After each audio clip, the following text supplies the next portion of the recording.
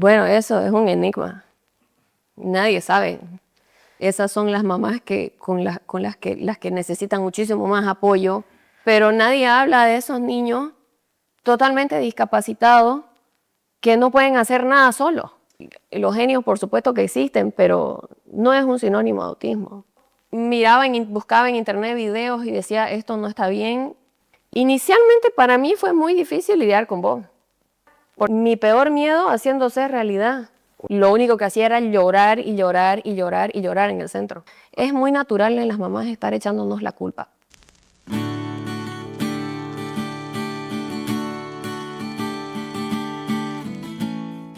Amor, ¿cómo funciona el cerebro de una persona dentro del espectro? Bueno, eso es un enigma. Nadie sabe. Incluso con los mismos estudios que hacen de escaneos del cerebro, han podido evidenciar que las ondas cerebrales en un cerebro autista se manejan de manera distinta a un cerebro neurotípico. Se van a todo lado. Claro, en los estudios que hacen donde se iluminan las partes que están activas durante ciertas actividades, los cerebros autistas funcionan de una manera totalmente distinta a la que funciona un neurotípico. Y a veces también ocurre que las conexiones no logran darse de la misma manera o digamos de la misma manera tan fluida como ocurre con un neurotípico. Okay. O ocurre que, por ejemplo, ahora se utilizan terapias específicas que son terapias, digamos, experimentales de estimulación magnética craneal, donde lo que hacen es donde lo que hacen es hacerte un mapeo para ver dónde están las ondas cerebrales para estimular que un área se conecte con otra, digamos, ¿no? Pero aún así es un enigma. Es un cerebro que funciona de otra manera, es como una configuración totalmente distinta. Y cuando hablamos de un cerebro autista estamos hablando de uno, no de todos los cerebros autistas. Cada cerebro autista es un mundo aparte. Un universo. Un universo, porque podés tener cerebros que tienen capacidades, supercapacidades, que es donde nacen los famosos genios, de los que todo el mundo habla cuando se habla del autismo, que ese es otro tema, y tenés cerebros que literalmente no logran conectar una con otra y tenés niños totalmente discapacitados. El nivel 3 es no funcional necesariamente. O sea, ¿esos niños solo tienen autismo? No necesariamente. Los niños, bueno, a quienes se catalogan con un nivel 3, estás hablando, de acuerdo al DMS-5, estás hablando de personas que requieren apoyo sustancial para todo, ¿no? Es decir, no pueden caminar. Niños que sí pueden caminar, Ya. pero la mayoría son no verbales. Okay. Al no ser verbales tienen un problema muy sustancial para comunicarse, para poder expresar sus necesidades. Son niños que logran, como tienen mucha frustración por no poder comunicarse, a veces se autolesionan, se golpean la cabeza, tienen un montón de problemas en su día a día. Esas son las mamás las que necesitan muchísimo más apoyo. Son niños que no logran entrar al colegio. Son niños, muchos de ellos no logran ni siquiera tener el control de esfínteres. Son niños grandes que utilizan pañales. O sea, esa es la otra cara del autismo de la que muy poca gente habla. Sí. Tenés un autismo de personas totalmente funcionales y que logran cosas bárbaras, como los genios de los que todo el mundo habla, pero nadie habla de esos niños totalmente discapacitados que no pueden hacer nada solos. Hay mucha gente que romantiza el autismo, de lo que estás hablando, ¿no? ¿Qué pensás de eso? Que todos son uno, Elon Musk. Ese es un gran problema que tenemos las mamás de los niños autistas.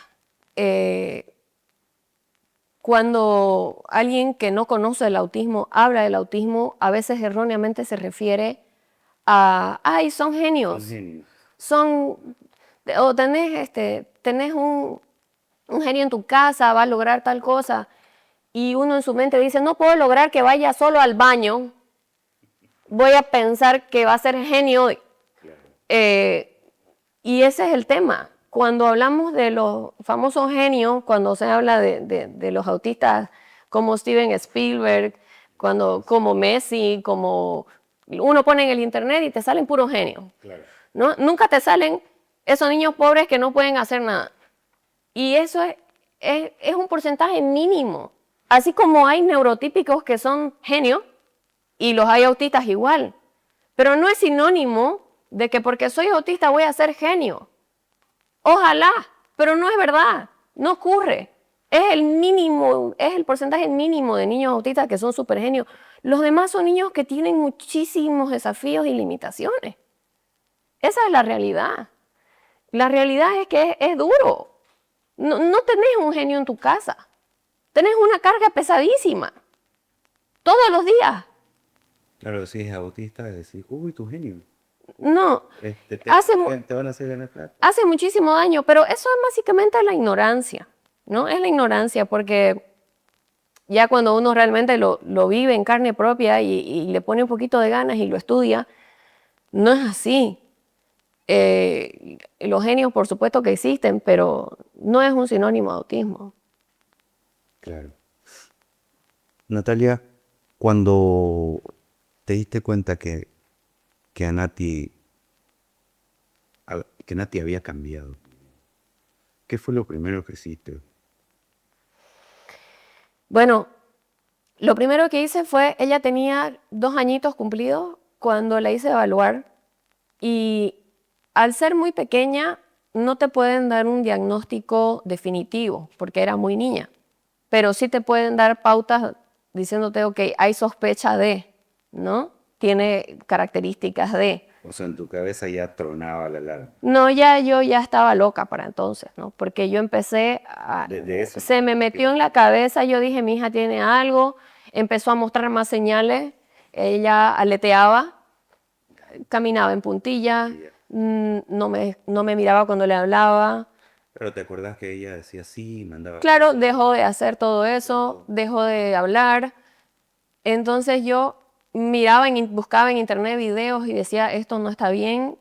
Y ahí yo caí solita, yo sabía, es autista, Natalia es autista. Todo te llevaba. Todo me llevaba ahí. Yo sabía, mi hija es autista, te lo dije, no quisiste aceptarlo, te negaste un montón, pero yo sabía lo que tenía que hacer, entonces la hice evaluar y cuando nos entreguen la evaluación nos dicen, bueno, no le podemos decir ahorita con certeza porque es muy pequeña, pero sí, tiene todas las características. Y fue ahí cuando medio entraste en razón, porque incluso tiempo después seguías negándotelo. Yo ya sabía, la mamá sabe, yo sentía. Yo nunca entré en negación. ¿Fue lo más difícil de ese momento? ¿Qué fue lo más difícil que pasaste en ese momento? Lo más duro. Inicialmente para mí fue muy difícil lidiar con vos, porque te negabas a aceptar el diagnóstico. Entonces yo decía, mientras no aceptemos, no podemos avanzar. ¿Te sentías solo? Sí. Y además ocurre que los familiares, en su infinito amor por querer a uno aliviarle el corazón, le dicen, no, pero si no parece autista, no tiene nada, ya va a hablar, ya dejen, espérense, hay algunos niños que se tardan más que otros, no pasa nada. Y eso es por tratar de hacerlo sentir bien a uno, pero en realidad eso hace daño, porque si yo me voy a creer el cuento de que mi hija, ok, va a tardar 3 años más en hablar, entonces no hago nada y pierdo tiempo valiosísimo de que esa niña empiece a recibir atención, las terapias que necesita. Si yo me niego a aceptar el diagnóstico, ¿cómo voy a tratar? ¿Cómo voy a avanzar? Entonces eso no me ocurrió a mí. Ocurre sí con muchas mamás que se niegan a aceptar el diagnóstico. ¿Cómo llevaste ese momento? ¿Transitaste por ahí? Uy, fue durísimo. La negación. Fue durísimo porque era mi... Soledad en la información que te venía que no era real. Para mí fue terrible porque era mi peor miedo haciéndose realidad. ¿Cuál? Que mi hija sea autista. Porque yo cuando iba a quedar embarazada, yo decía, ¿y si es autista? Y luego cuando fue mujer dije, ok, descartado. Y luego fue como que, tome señora, lo que no quería le llegó. Así fue. Como que Dios me había jugado una mala pasada. Todos tus miedos diciendo. Todo. Todo. Entonces me tocó lidiar con, ok, por soberbia, digamos, ¿no? Como que si Dios me estuviera castigando por no desearlo, ahí tome. Eso me pasó. Y bueno, lidiar con el diagnóstico y luego encima uno tiene que convencer a los familiares de que tu hija es autista, porque encima te discuten y te dicen, no, no tienes nada, Claro. ¿no? Y uno, ok, claro, estoy gastando un montón de dinero en terapia porque no tengo nada más que hacer. Y el estar discutiendo con los familiares también es un poco desgastante, ¿no? Hasta que ya va pasando el tiempo y ya se van dando cuenta de que no estás loca, de que la niña tiene algo. Entonces, empezar terapia, que la niña entre y se acomode al sistema, también fue complicado porque mi hija tenía muchas crisis. Se ponía muy ansiosa, gritaba mucho, era muy, muy difícil controlarla. Le costó muchísimo a ella adaptarse al centro de terapia para poder recibir las terapias que necesitaban. Lo único que hacía era llorar y llorar y llorar y llorar en el centro. O sea, sí, incontrolable. Y de a poco, con paciencia, se fue tratando eso de manera conductual, ¿no? Un camino difícil. Sí. ¿Qué es lo que más te cuesta ahora? Ahora. Ahora. Ahora que ya estás en una rutina, que ya estás experimentada, que ya has abordado muchos temas, muchos desafíos de Natalia para Nati. ¿Qué es lo que te cuesta hoy? Eh, trato de no pensar mucho en el futuro, pero en este momento la preocupación en el caso de mi hija son varios temas, porque mi hija por sobrevivir una cirugía que sobrevivió, tiene que ser constantemente monitoreada en su salud gastrointestinal. Entonces uno tiene que estar pendiente todo el tiempo de que no se meta nada en la boca para que no se vaya a lesionar otra vez, eh, de que no haya algo que vaya a empeorar su situación, porque ella tiene una alimentación muy, muy particular y muy especial para ella. Y si ella se sale un poquito de esa alimentación, le puede ocasionar mucho daño.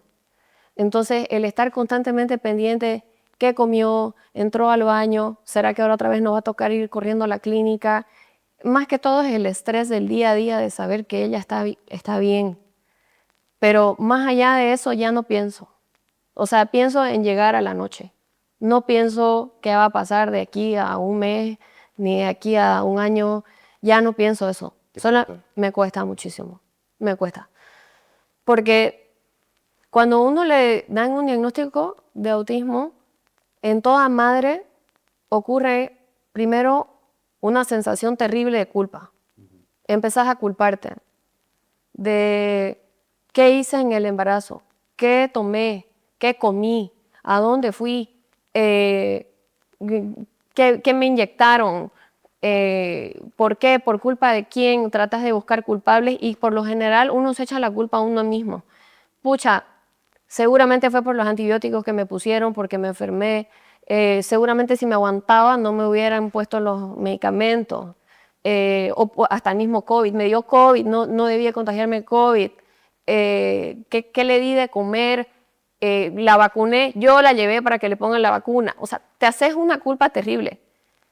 Y después ocurre un tema terrible también, lo que es la ansiedad. La ansiedad que te da por pensar qué va a ser de vos y qué va a ser de tu hija cuando no estés vos. Amor, ¿vos te sentís culpable? No, ya no. Inicial, sí. Sí, por supuesto. Pero creo que es natural en todas las mamás. Las mamás en realidad de niños no autistas y autistas, todas cargamos con mucha culpa. No sé por qué, pero siempre tenemos la culpa de algo. Siempre estamos cargándonos como que "Ay, debí hacer esto mejor, debí estar aquí, debí hacer esto". Es muy natural en las mamás estar echándonos la culpa. Pero cuando tenés un niño con autismo, más todavía. Porque decís, pude haber hecho esto de otra manera. Y en realidad no es así. ¿Alguien tiene la culpa?